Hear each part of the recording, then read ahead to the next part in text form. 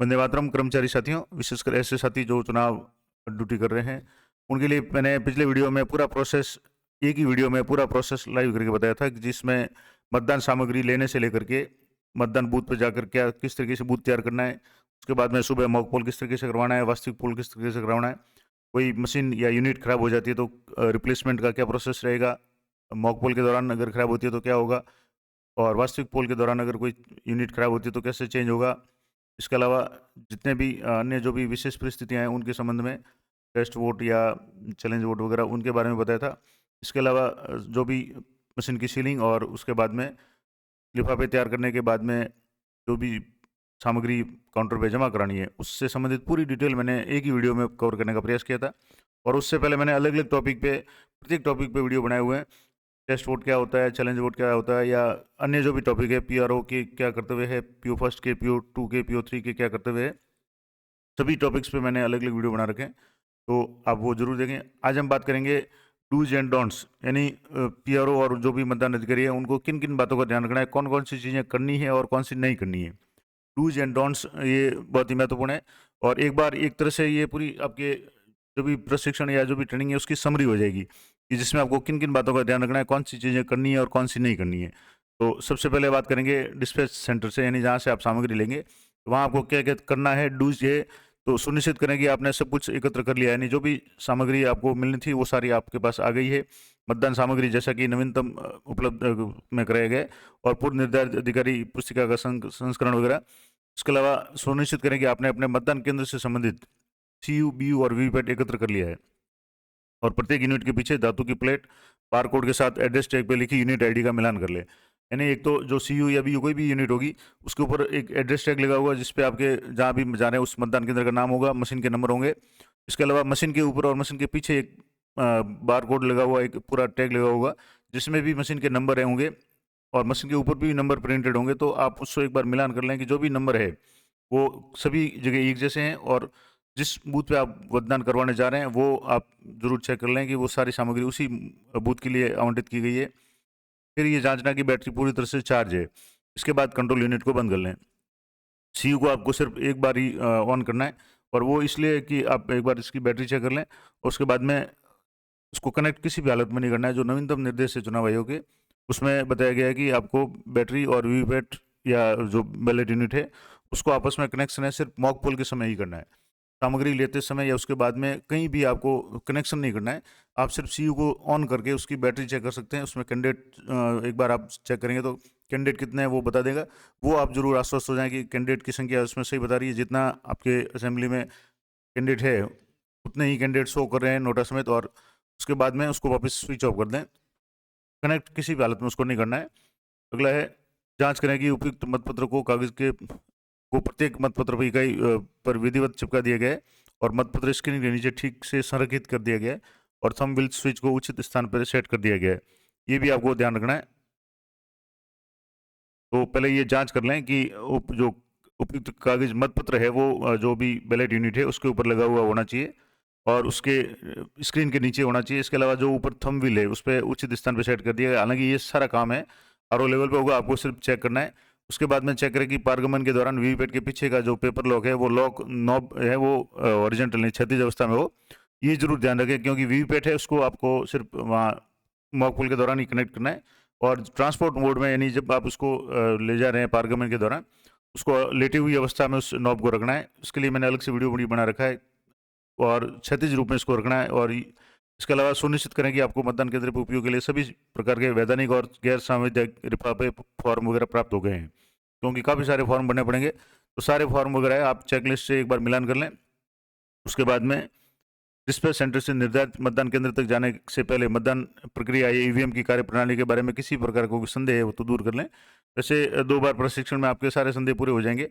प्रशिक्षण के दौरान आपका जो प्रैक्टिकल सेशन होता है उसमें आपके ईवीएम संबंधित सारी डाउट्स क्लियर कर लें, ताकि आपको बाद में कोई समस्या नहीं हो। क्योंकि इस बार जो कनेक्शन वीपैट और बीयूसीयू का करना है वो सिर्फ मतदान केंद्र पर ही करना है, यानी बूथ पर, वो भी मॉक पोल के समय।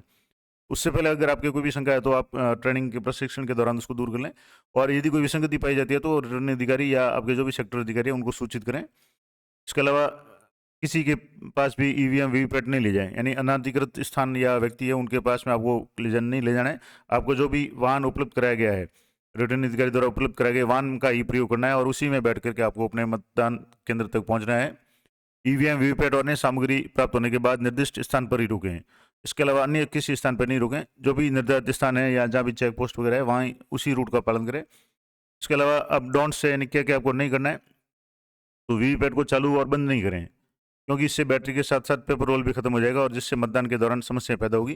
तो स्पष्ट निर्देश है कि वीवीपैट को तो आपको सिर्फ मॉक पोल के समय ही शुरू करना है। उसका जो नॉब है उसको भी आपको ट्रांसपोर्ट मोड में रखें, यानी लेटी हुई अवस्था में क्षैतिज में रखें। जब खड़ी अवस्था में यानी लंबत अवस्था में आपको सिर्फ वर्टिकल इलेक्शन के समय यानी जब मॉक पोल शुरू हो तो उसी समय करना है। वितरण के दौरान मतपत्र इकाई, नियंत्रण इकाई और वीवीपैट को नहीं जोड़े। ये स्पष्ट निर्देश है कि आपको मॉक पोल से पहले इनको कभी भी कनेक्शन नहीं करना है। पीयू और वीवीपैट से कोई भी सील नहीं हटाएं। उनके ऊपर जैसे पीयू और जो सीयू होगी उसके ऊपर पिंक पेपर सील लगी हुई होगी जो आरओ लेवल से होगी, तो आप उसको बिल्कुल नहीं हटाना है और उसको चेक कर लें कि वो सील सही लगी हुई हो। वितरण के समय और मतदान केंद्र पर मॉक पोल से पहले वीवीपैट का परीक्षण नहीं करें। मैंने पहले आपको बता दिया कि वीवीपैट को आपको मॉक पोल के समय ही ऑन करना है, उससे पहले उसको ट्रांसपोर्ट मोड में, यानी उसका जो नॉब है पीछे वाला वो क्षैतिज में रहे, ताकि उसका जो पेपर नॉब है अंदर से हिले नहीं और पेपर सही तरीके से उसमें रहे पेपर रोल। इसके अलावा मतदान दल के सभी सदस्यों और सुरक्षा कर्मियों को मतदान केंद्र पर उपस्थित रहना रहेगा। ऐसा नहीं है कि आप वहाँ जाएं और वहाँ आपका कोई परिचय मिल जाए और उसके घर चले जाएं। तो मतदान के समय में आप ये विशेष ध्यान रखें, आपको बूथ किसी भी हालत में नहीं छोड़ना है और सुनिश्चित करें कि मतदाताओं के लिए केंद्र के बाहर प्रतीक्षा करने के लिए पर्याप्त जगह हो। और ये पीआरओ और जो भी वहाँ के संबंधित बीएलओ वगैरह है वो सारे मिल करके इसको तय करेंगे। इसके अलावा महिला पुरुष मतदाताओं, वरिष्ठ नागरिकों, गर्भवती महिलाओं के लिए अलग अलग कतारें हो। पर्दानशीन अगर कोई महिला है उसकी पहचान या उसके अमिट से के लिए विशेष व्यवस्था सुनिश्चित करें यदि आवश्यक हो तो। यानी अगर कोई पर्दानशीन महिला है और वो घूंघट में है या अपना चेहरा नहीं दिखाना चाहती, उस समय आप किसी महिला कर्मचारी या कोई महिला मतदाता उसकी पहचान से उसकी पहचान सुनिश्चित कर सकते हैं, उसकी सहायता ले सकते हैं। इसके अलावा क्या क्या करना है आपको, मतदाताओं के लिए अलग अलग प्रवेश और निकासी के जो भी ये सुनिश्चित करें। अगर आपके पास में 2 गेट वाला कमरा है तो कोई समस्या ही नहीं है, एक इनका और एक आउट का हो जाएगा। लेकिन अगर एक ही गेट है तो उसमें बांस और जो बल्लियाँ वगैरह लगा करके या रस्सी लगा करके उसके 2 भाग करने हैं। बैलेट यूनिट वीवीपैट को वोटिंग कंपार्टमेंट में इस तरह रखें कि कोई भी इंटरकनेक्टिंग केबल से कोई भी छेड़खानी नहीं कर सके और केबल पूरी तरह से दिखाई दे और इसके रूटिंग में से मतदान केंद्र के अंदर मतदाताओं की आवाजाही में बाधा नहीं आए।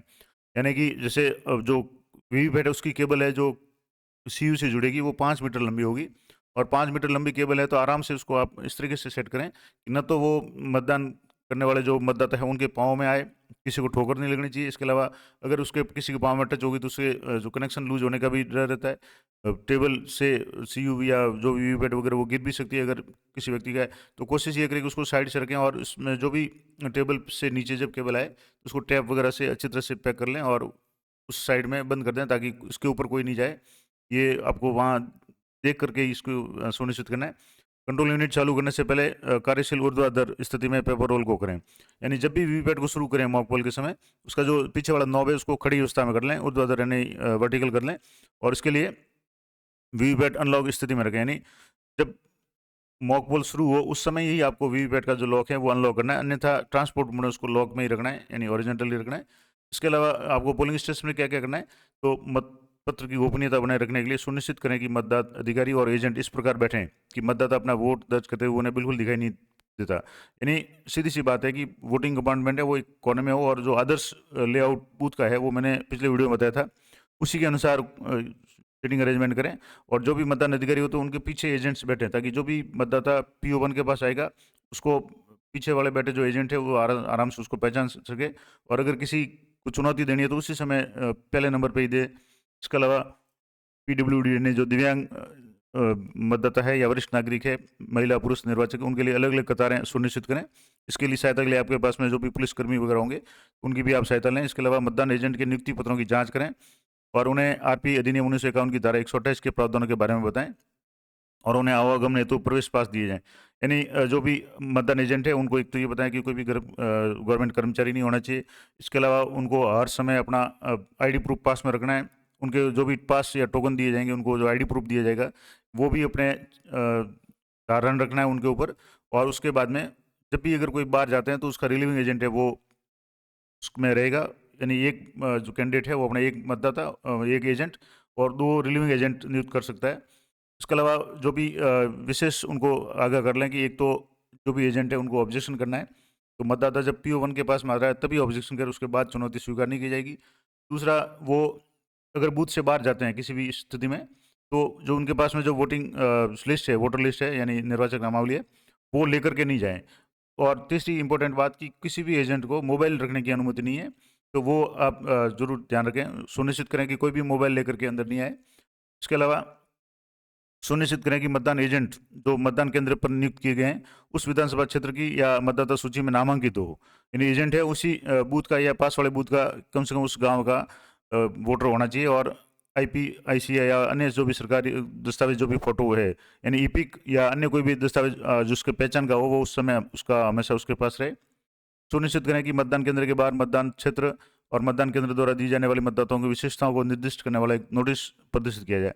यानी 2-4 आपको 4 टाइप दिए जाएंगे, जिसमें डूज और डोंट्स वाला है। इसके अलावा कौन कौन से डॉक्यूमेंट आप काम में ले सकते हैं, वो सारी जानकारी के जो बैनर, एक तरह से पोस्टर है, वो भी आपको बाहर लगाने। इसके अलावा चुनाव लड़ने वाले जो अभ्यर्थियों की, उम्मीदवारों की जो सूची है, जिसको फॉर्म 17A है, 7A है, वो भी मतदान केंद्र के बाहर प्रमुखता से प्रदर्शित किया गया है, ये भी आप सुनिश्चित करें। और मतदाता सुविधा पोस्टर और निर्देश जो भी है वो मतदान केंद्र के बाहरी भाग पर प्रदर्शित करना है। ये चार्ट के रूप में आपको मिल जाएंगे, तो आपको इसको बाहर लगाना है। मतदाताओं को आवश्यक सहायता हेतु एक हेल्प डेस्क मतदाता सहायता बूथ प्रदान करने के लिए BLO द्वारा स्थापित किया जाना चाहिए। और BLO के पास में एक जो वोटर लिस्ट होगी, जो अल्फ़ाबेटिकली होगी, ताकि किसी भी मतदाता की क्रम संख्या आसानी से जान सके। इसके अलावा सभी सुरक्षाकर्मी आपके मतदान केंद्र पर तैनात हो, ये सुनिश्चित करें। पोलिंग स्टेशन में क्या क्या नहीं करना है, डोंट्स में क्या क्या आएगा, एक तो चुनाव लड़ने वाले उम्मीदवार, राजनीतिक दल और स्थानीय लोग आदि किसी का आतिथ्य स्वीकार नहीं करें। ये बहुत इंपॉर्टेंट बात है कि आपको कहीं भी बूथ को छोड़ करके नहीं जाना है। जो भी भोजन व्यवस्था वगैरह है वो आपको बूथ के अंदर ही करनी है, और किसी भी रूप में उम्मीदवार या कोई भी राजनीतिक दल से संबंधित या स्थानीय लोग, भले ही आपके कितने ही रिलेटिव हो, उनके घर आपको नहीं जाना है। कुल मिलाकर के आपको लगभग 24 घंटे का काम है। आप शाम तक पहुंच जाएंगे, आपको वो रात वहाँ गुजारनी है। उसके बाद में पूरा दिन आपको सुबह 7 बजे से 6 बजे तक पोलिंग करवानी है। 6 बजे बाद में सामग्री पैक करने के बाद में 1 घंटा 2 घंटे बाद में जब भी सामग्री पैक हो जाए, आपको वहाँ से रवाना हो जाना है। एक दिन के लिए आपको किसी तरह का कोई भी आतिथ्य स्वीकार नहीं करना है। किसी को खाने के लिए या पकाने के लिए या रोशनी के लिए कोई उद्देश्य व्यवस्था है, PS के अंदर नहीं होनी चाहिए। यानी बूथ है उसके अंदर आपको किसी तरह का खाना बनाना या अग्नि वगैरह है वो बिल्कुल अलाउ नहीं है। पोलिंग स्टेशन के अंदर धूम्रपान की अनुमति नहीं है। PS के अंदर कोई भी हथियार लेकर भी नहीं आना चाहिए, और मोबाइल फ़ोन को अंदर आने न दें। ये इंपॉर्टेंट बात है कि बूथ और यहाँ तक कि मतदान कर्मियों के सेल फोन भी मतदान केंद्र के अंदर बंद या साइलेंट मोड में रहना चाहिए। यानी जो भी एजेंट्स वगैरह हैं उनको तो बिल्कुल ही आपको मना करना है कि वो फ़ोन लेकर नहीं आए। पोलिंग पार्टी के जो मेंबर हैं उनको भी फ़ोन या तो बंद करवा दें, सिर्फ PRO को फ़ोन चालू रहेगा। और अगर मान लो बंद नहीं करवा तो उनको कम से कम साइलेंट मोड में कर दें, ताकि किसी तरह का कोई डिस्टर्बेंस नहीं हो। और अगर वहाँ मतदाता ज़्यादा है, भीड़ ज़्यादा रहेगी, तो आपको मोबाइल फ़ोन खोलने का समय भी नहीं मिलेगा। और अगर मोबाइल फ़ोन में आप बिजी रहेंगे तो आपका काम अधूरा रह जाएगा। तो बिल्कुल ही आप मोबाइल को बंद या साइलेंट मोड में रखें। PRO को ज़रूर उनको सूचना बार बार देनी पड़ेगी, तो उनका फ़ोन शुरू रहेगा। अगला है डोंट्स में आएगा, क्या क्या नहीं करना है। तो एक तो VVPAT के सामने उच्च वोल्टता का जो भी तापदीप्त बल्ब या ट्यूबलाइट वगैरह, वो सीधे ऊपर या अंदर नहीं रखें। यानी VVPAT जो कंपार्टमेंट है, वोटिंग कंपार्टमेंट है, वहाँ बहुत हैवी रोशनी नहीं होनी चाहिए, क्योंकि इसमें सेंसर लगे होते हैं तो वो थोड़ा ख़राब हो सकते हैं। तो VVPAT के ऊपर बहुत ज़्यादा बल्ब नहीं होना चाहिए।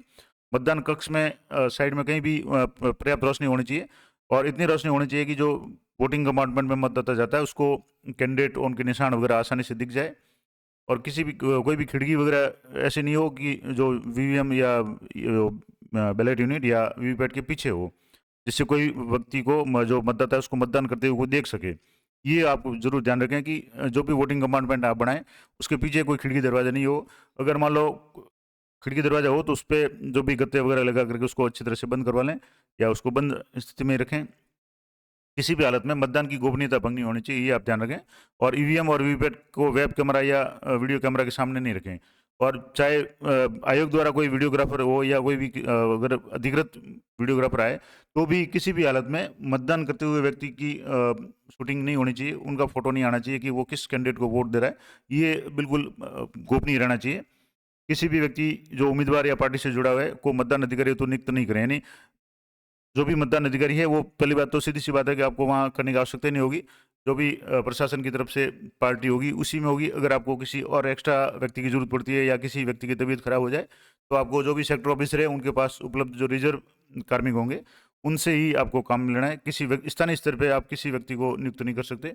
अप्रत्याशित स्थिति में जहाँ मतदान अधिकारी अपना कर्तव्य नहीं निभा सकते तो वहाँ आपको कम से कम किसी पार्टी या उम्मीदवार से जुड़े व्यक्ति को तो आपको नियुक्त नहीं करना है।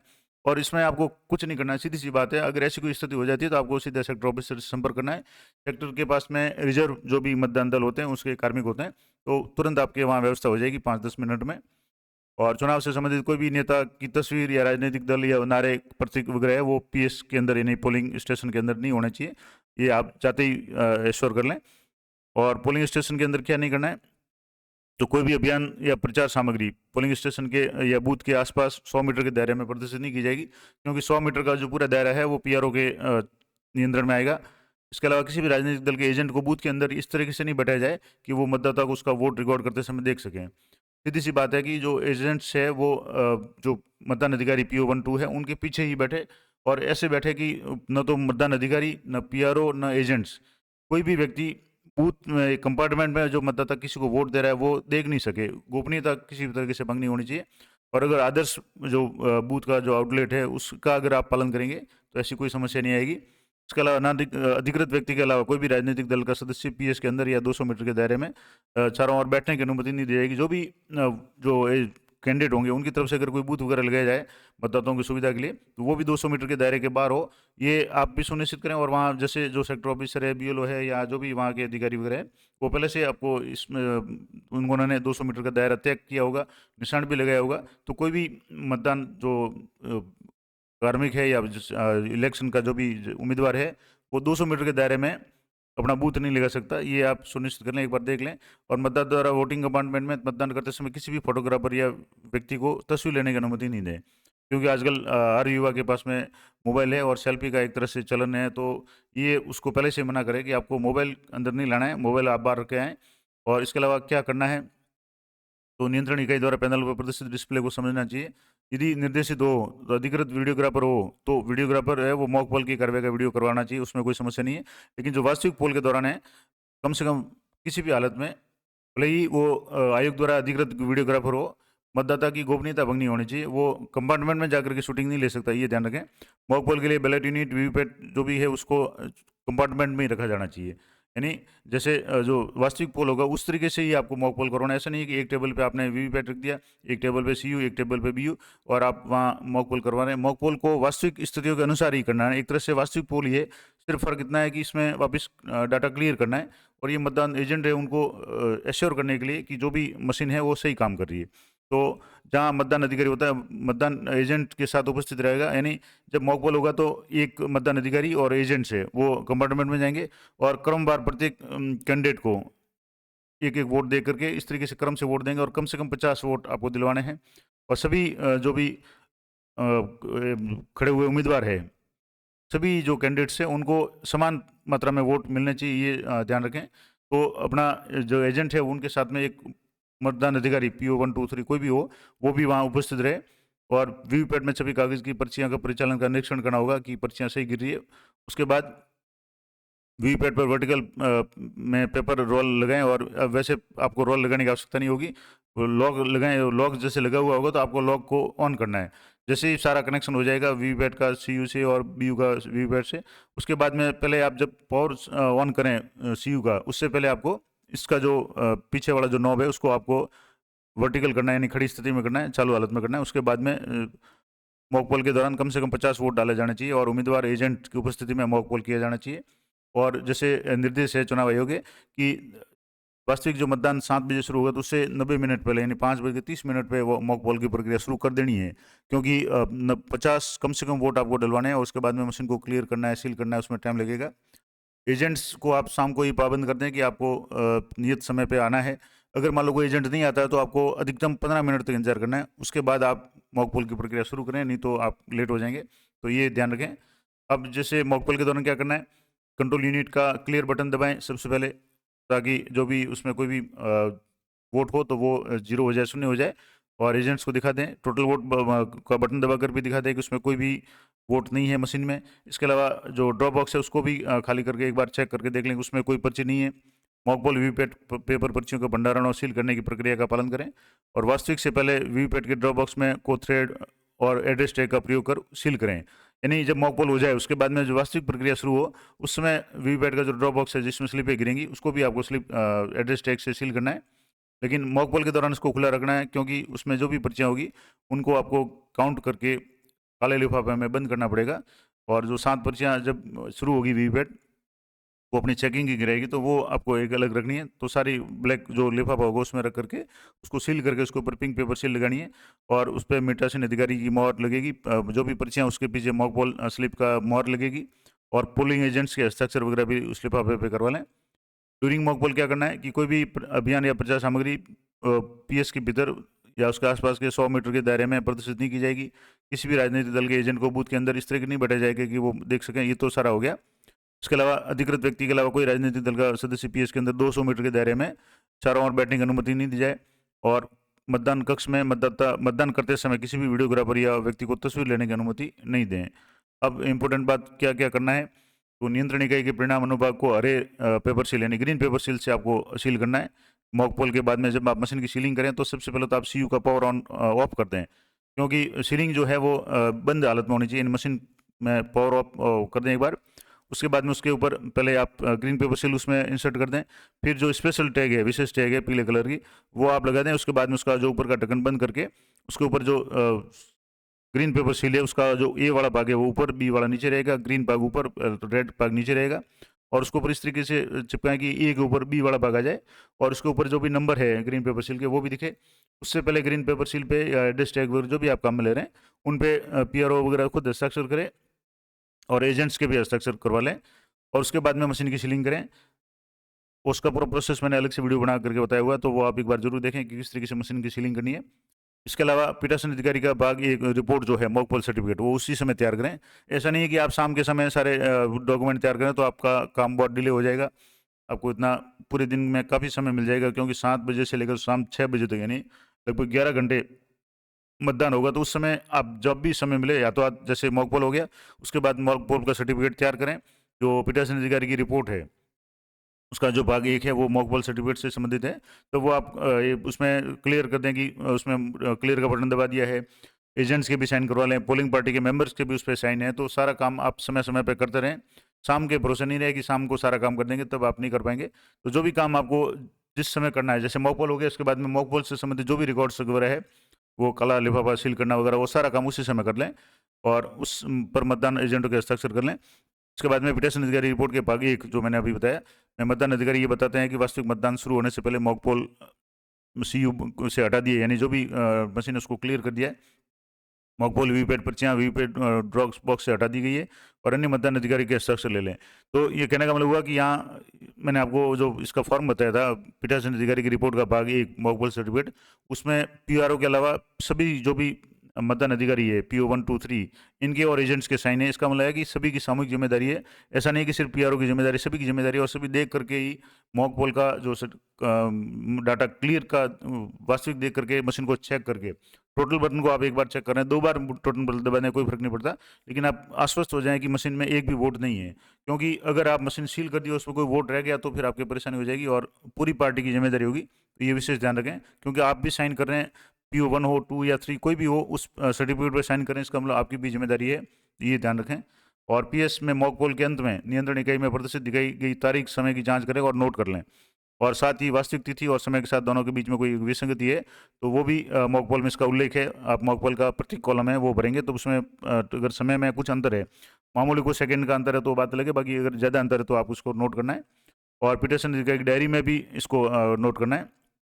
मॉकपोल पूरा होने के बाद में आपके सेक्टर अधिकारी के माध्यम से रिटर्निंग अधिकारी को इंटीमेट करें यानी सूचना दे दें कि मॉकपोल पूरा हो गया है और इसके बाद में कौन से क्या नहीं करना है डोंट्स, यानी यदि चुनाव एजेंट मौजूद नहीं है या केवल एक है तो मॉकपोल शुरू न करें और 15 मिनट तक इंतजार करें।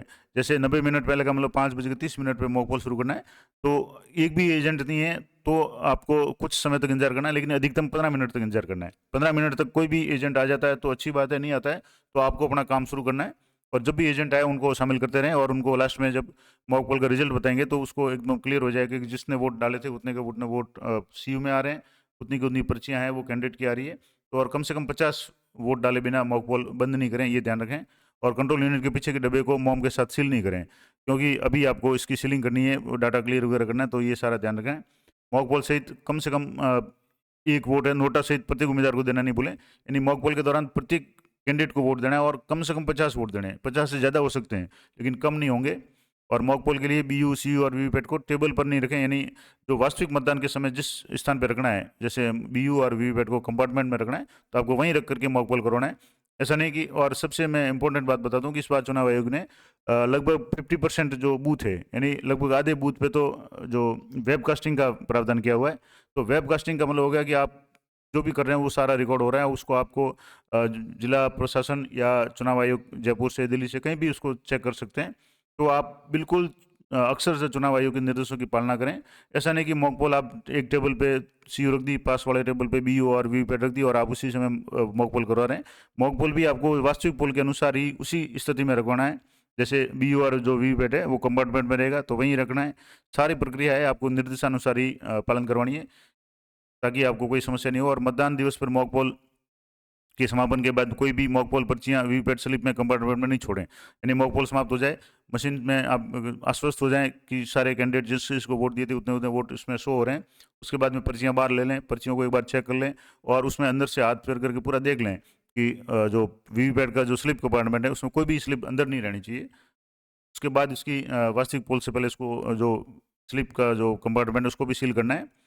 अब डॉन्ट्स में क्या क्या है, क्या क्या नहीं करना है कि मॉक पोल वीवीपैट पर्चियाँ काले लिफाफे में बिना मोहर लगा के न रखें। यानी मॉक पोल की जो भी पर्ची है उसके पीछे मॉक पोल स्लिप नाम से एक मोहर लगेगी। तो प्रत्येक जो स्लिप है 7 पर्चियाँ तो आपको एक्स्ट्रा गिरेगी जो मशीन चेकिंग की होगी, और जो वास्तविक कैंडिडेट की जो पर्चियाँ होगी वो भी 50 या उससे अधिक हो सकती है। तो उन सभी के पीछे मोहर लगानी है। मोहर लगाने के बाद ही आपको काले लिफाफे में रखनी है।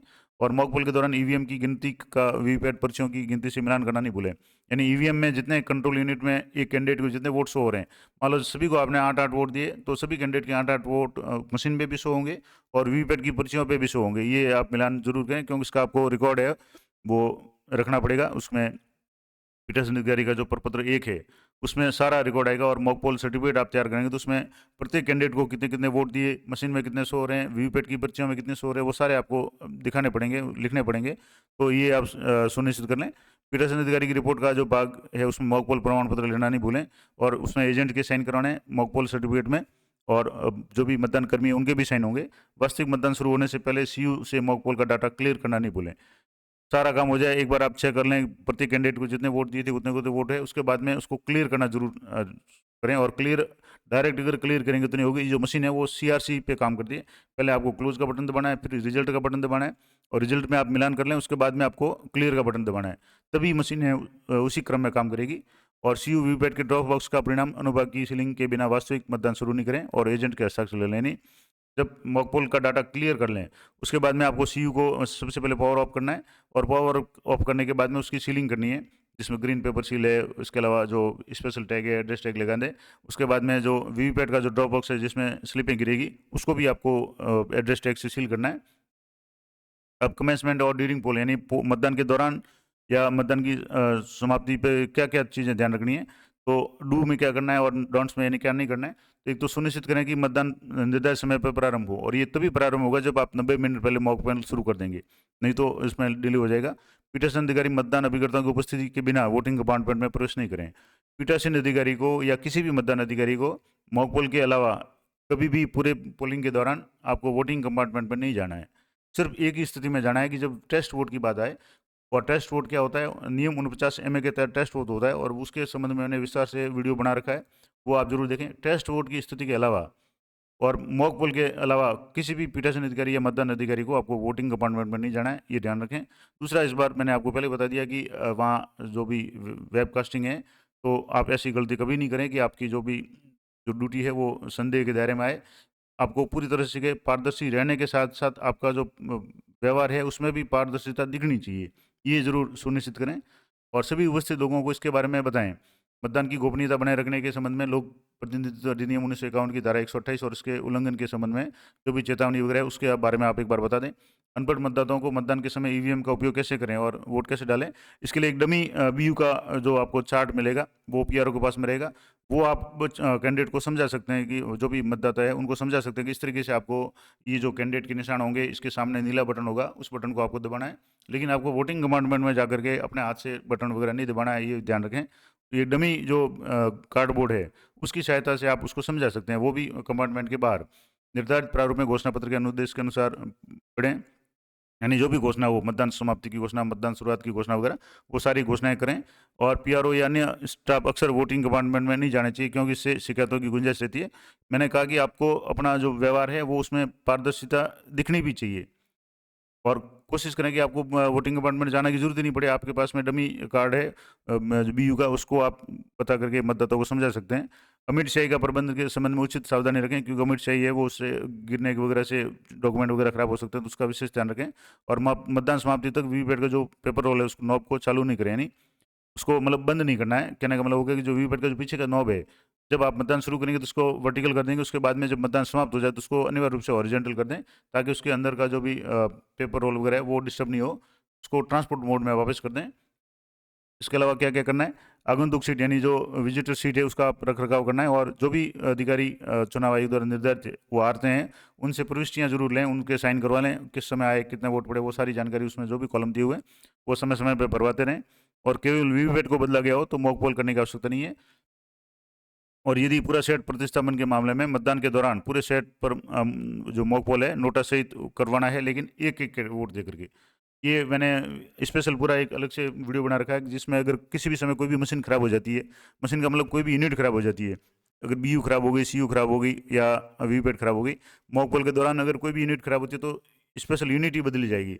सीयू खराब होगी तो सिर्फ सीयू बदलेगी, लेकिन जो वास्तविक पोल के दौरान अगर सीयू या बीयू में से कोई खराब होती है तो पूरा सेट बदला जाता है। और उस स्थिति में आपको प्रत्येक कैंडिडेट को एक एक वोट देकर के मॉक पोल करवाना है। नोटा सहित जितने भी कैंडिडेट उनको सिर्फ एक एक वोट देना है। शुरुआत में आपने 50 वोट मॉक पोल के दौरान करवाए थे, लेकिन अब इतना समय नहीं होता है क्योंकि ड्यूरिंग पोल यानी वास्तविक पोल के दौरान अगर मशीन खराब होती है तो मॉक पोल तो करवाना है मशीन की जांच के लिए कि मशीन सही काम कर रही है, लेकिन एक एक वोट दे करके आप उसको आश्वस्त कर जाएं और उसके फिर वापस वही प्रक्रिया आपको अपनानी में लिफाफे में रखने पड़ेंगे। मतदान अधिकारी प्रारंभ होने की स्थिति में की जानकारी अपने सेक्टर ऑफिसर के माध्यम से रिटर्न अधिकारी को दें। यानी जब भी मतदान समाप्त शुरू हो जाए उसकी सूचना आपको समय समय पर सेक्टर ऑफिसर को देनी है। पूरे सेट के प्रतिस्थापन के मामले में मतदान यूनिट के दौरान नियंत्रण इकाई से मॉक पोल डाटा और मॉक पोल प्रक्रिया में वीवीपैट से वीवीपैट की पर्चियां साफ करना नहीं भूले। यानी जो वास्तविक जो मॉक पोल शुरुआत में आपने सुबह किया था उसी तरह से अगर मान लो दिन के समय किसी समय मशीन खराब हो जाती है सीयू या बीयू और आपको मशीन रिप्लेस करनी पड़े पूरा सेट, तो आपको मॉक पोल करना है और उसी तरीके से मॉक पोल से डाटा भी मशीन से क्लियर करना है क्योंकि वो मशीन नहीं होगी, आपको एकदम जीरो से शुरू करना है उस मशीन में। और मॉक पोल भी करना है तो मॉक पोल का जो भी डाटा है उसको आपको क्लियर करना है। वीवीपैट से वो भी पर्चियाँ जो मॉक पोल के दौरान गिरी है उनको भी आपको लेना है और सारा काम जो सुबह आपने किया था उसी तरीके से काम करना है। फ़र्क ये है कि मॉक पोल के दौरान आपको 50 जो वोट गिरवाने थे, अब यहाँ जो मतदान के दौरान अगर आपकी मशीन चेंज होती है तो मॉक पोल के दौरान एक एक कैंडिडेट को एक एक वोट ही देना है, ये ध्यान रखें। मतदान अधिकारी प्रथम पहले मतदाता से फॉर्म 17A मतदाता रजिस्टर में उसके जांच करेगा और फॉर्म 17A में से ही रिकॉर्ड करेगा कि नियंत्रण इकाई में कुल जांच की गई और शून्य पाया गया। यानी जब भी मतदान शुरू होगा उससे पहले जो मॉक पोल में डाटा क्लियर करने के बाद में एक मॉक पोल डाटा क्लियर का सर्टिफिकेट, एक तो आपके जो पीठासीन अधिकारी की रिपोर्ट का भाग 1 होगा, दूसरा जो मतदाता मतलब PO2 है मतदान अधिकारी 2, उसके पास जो रजिस्टर है मतदाता रजिस्टर 17 क या 17A भी कहा जाता है, 17 क, इसमें आपको कन्फ्यूज नहीं होना है। तो उसमें एक जो ऊपर लाइन है वो लिखनी है कि नियंत्रण इकाई में कुल जांच की गई और शून्य पाया गया, यानी कंट्रोल यूनिट में बैलेट अभी 0 है, मतदान के बाद में डाटा क्लियर कर दिया गया है। इसका सर्टिफिकेट आपको जो 17 का रजिस्टर है उसमें भी 2 लाइनें ये लिखनी है और इस पर भी आपके PRO और उनके साइन होंगे, ये विशेष ध्यान रखना है। ये इस बार नवाचार किया है। साथ में जब मतदान समाप्त हो जाए तब भी आपको 17 का रजिस्टर है उसमें कुल नीचे संख्या लिखनी है सबसे अंत में कि इस मतदान केंद्र पर इतने वोट गिराए गए या इतने वोट पड़े, जिसमें और ESD अगर कोई वोटर आ रहा है तो ESD के कुल इतने वोटर में से इतने वोट पड़े, ये भी आपको लास्ट में लिखना है। और पीठासीन अधिकारी के तो साइन प्रत्येक पेज पे होंगे और मतदान जो भी प्रभारी रजिस्टर के प्रभारी PO2 होंगे उनके भी साइन होंगे। तो ये 2 बातें इस बार नई है। एक तो जो मतदाता रजिस्टर 17 क है, उस पे शुरुआत में आपको ये सर्टिफिकेट देना है कि नियंत्रण इकाई में जांच की गई और शून्य पाया, यानी कंट्रोल यूनिट में कोई भी बैलेट नहीं है मॉक पोल के बाद। वोटिंग कंपार्टमेंट में वीवीपैट के ऊपर कोई अधिक रोशनी वाला बल्ब नहीं लटकाएं, ये पहले कह दिया क्योंकि इसमें सेंसर लगे होते हैं। नियमित अंतराल पर मतदान मतपत्र यूनिट और वीवीपैट की जांच कर रहे हो, सुनिश्चित करें कि मतदाता ने इसके साथ किसी तरह की छेड़छाड़ नहीं की है।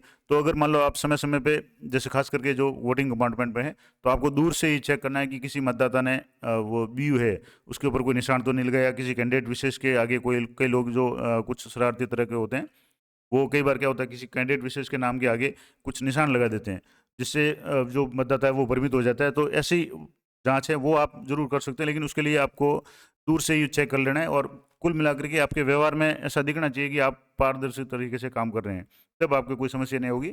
और उसमें आपको सिर्फ दूर से ही देख लेना, पता चल जाएगा। और अगर कोई ऐसी स्थिति है तो आपको एजेंट की उपस्थिति में उस जो भी कोई निशान वगैरह किया तो उसको साफ करवाना है। ये कुछ विशेष परिस्थिति है तो आपको वहाँ उस हिसाब से देख लेना है, लेकिन आपको कहीं भी अंदर जाकर के किसी भी बैलेट के बटन वगैरह को नहीं दबाना है।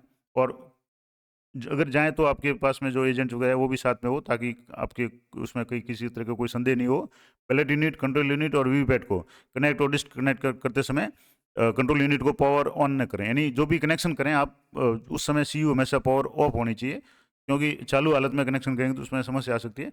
तो कभी भी सबसे पहले जैसे सुबह मॉक पोल के समय वीवीपैट को कनेक्ट करेंगे तब भी मशीन पावर ऑफ होनी चाहिए, और उसके बाद में जब कनेक्शन हटाएंगे शाम को जब मतदान पूरा हो जाए, उस समय भी पहले आपको सीयू को पावर ऑफ करना है, यानी उसकी कंट्रोल यूनिट को, मशीन को लाइट उसकी जो सप्लाई बंद करनी है, पीछे जो ऊपर बटन दिया है उसको बंद करना है, उसके बाद उसका कनेक्शन हटाना है।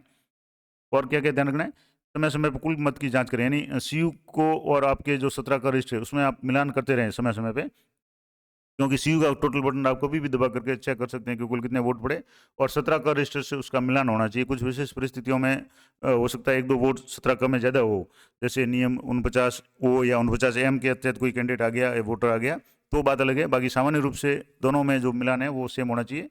पारदर्शी चिपकाने वाले टेप के साथ वीवीपैट या बीयू की जो केबल है उसको टेबल के निचले हिस्से तक इंटरकनेक्टिंग करना ना भूलें। यानी जैसे मैंने शुरुआत में कहा था कि कोई भी जो केबल है आपके पास में, जो वीवीपैट की केबल जो कनेक्ट होगी सीयू से, वो 5 मीटर लंबी है, काफ़ी लंबी केबल है, और हो सकता है किसी मतदाता के पाँव में आ जाए, तो इस तरह की अगर कोई समस्या हो तो पूरी मशीन नीचे गिर सकती है। तो आपको जो भी केबल है वो जैसे टेबल के नीचे से जाएगी, तो टेबल का जो भी पाया होगा उसको आप टैप से वगैरह उस केबल को बांध दें धागे से या टैप से, ताकि कोई भी अगर मतदाता उसके टच भी हो जाए तो भी मशीन को कोई समस्या नहीं हो और किसी के पाँव में नहीं आए, ये विशेष ध्यान रखें। प्रत्येक 2 घंटे के अंतराल पे मतदान संबंधी जो भी पीठासीन अधिकारी की डायरी का संकलन करना है, तो और आरओ को या सेक्टर ऑफिसर को सूचना देनी है कि कितना कितना वोट पड़ा। तो जैसे 7 बजे के बाद में 9 बजे 11 बजे आपको जो भी है उसका नोट कर लेना है, क्योंकि आपको जो पीठासीन अधिकारी की डायरी होगी उसमें भी आपको ये आंकड़ा पढ़ना पड़ेगा कि 9 बजे कितना मतदान हुआ, 11 बजे कितना हुआ, 1 बजे कितना हुआ, 2-2 घंटे के अंतराल पे। और केबल को डिस्कनेक्ट करते समय कनेक्टर के दोनों तरफ की कुंडी दबाना ना भूलें। यानी जब आप केबल को डिस्कनेक्ट करने, जैसे मान लो आपने सबसे पहले सारा प्रोसेस हो गया, उसके बाद में आप सीयू से वीवीपैट की जो केबल हटा रहे हैं, तो उसके जो बाहर में जो केबल है उसके पीछे जो 2 नॉब दिए हुए हैं, उस नॉब को आपको दबाना है, कुंडी दबाना है, तो आराम से वो केबल है वो डिस्कनेक्ट हो जाएगी, बाहर आ जाएगी। और अगर लगाना है तो उस समय आपको कोई दबाने की जरूरत नहीं है। सामान्य रूप से जैसे कोई भी कंप्यूटर के समय जो जैसे केबल वगैरह होती है जिसको आप इंसर्ट करते हैं, उसी तरीके से इसमें करना है। और नॉब दिए हुए हैं, बाहर निकालना है तब नॉब दबाना है, और अगर इंसर्ट कर रहे हैं तो आपको नॉब दबाने की आवश्यकता नहीं है। और इसके अलावा इस पे कलर भी दिए हुए हैं, ब्लैक कलर और रेड कलर, तो आपको कलर से कलर मिला करके इसको कनेक्ट करना है। अब क्लोजिंग ऑफ पोल और यानी मतदान समाप्ति के समय आपको क्या क्या ध्यान रखना है। नियत समय पे मतदान बंद कर दें। भले ही मतदान देर से शुरू हुआ, यानी जो भी समय है निर्धारित समय जैसे 6 बजे तक है, अब उस समय एक ही ध्यान रखना है कि अगर मान लो उस समय वोटर खड़े हैं, मतदान समाप्ति का टाइम हो गया, तो मतदान पीठासीन अधिकारी एक बार बाहर आकर के घोषणा कर दें कि मतदान समाप्त हो रहा है। जो भी वोटर अगर कोई शेष रह गए तो वो अंदर आ जाएं, और मतदान बूथ के अंदर जो भी वोटर है उनको तो आपको मतदान करवाना है, भले ही समय पूरा हो गया हो, और उनको आप पर्चियाँ जारी कर दें और अंतिम व्यक्ति से पर्ची शुरू कर दें इस तरीके से, ताकि उनके बीच में कोई भी व्यक्ति अन्य नहीं आए। और ये सारी प्रक्रिया करने के बाद में मतदान समापन पर नियम 49 के तहत भाग 3 जो है उसमें मतदान एजेंटों के जो दर्ज मतों के खाते की प्रतियां प्रस्तुत करने के संबंध में घोषणा करना ना भूलें।